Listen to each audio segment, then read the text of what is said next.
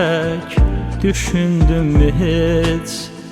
Axı sənsizlikdən ölərəm ömrüm. Bu qədər daş ürək olma nə olar? Ömürlük həyatdan sönərəm ömrüm. İndi tənhalıqdan üzülürəm mən, gözümdən yaş olub süzülürəm mən. Geri dön görərsən lap ölürəm mən. İnan ki daha can verirəm ömrüm. Ey məni məhv edib öldürən qadın, niyə çıxıb getdin mənim olmadın?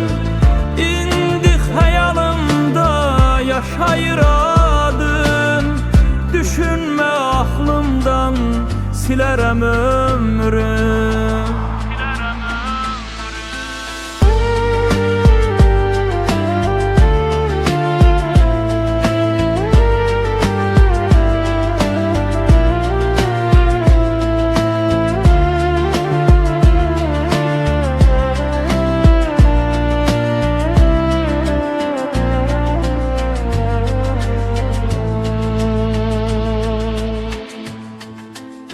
Qaytar o sevgini, o məhəbbəti, şirin gülüşləri, şirin söhbəti. Birgə etdiyimiz əhd-i niyyəti, səninlə bərabər gedərəm ömrüm. İndi tənhalıqdan üzülürəm mən, gözümdən yaş olub süzülürəm mən.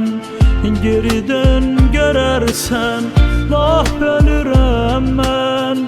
İnan ki daha can verirəm ömrüm. Ey məni məhv edib öldürən qadın, niyə çıxıb getdin mənim olmadın? İndi xəyalımda yaşayır adın. Düşünmə aklımdan silərəm ömrüm. Ey məni məhv edib öldürən qadın, niyə çıxıb getdin mənim olmadın? İndi xəyalımda yaşayır adın.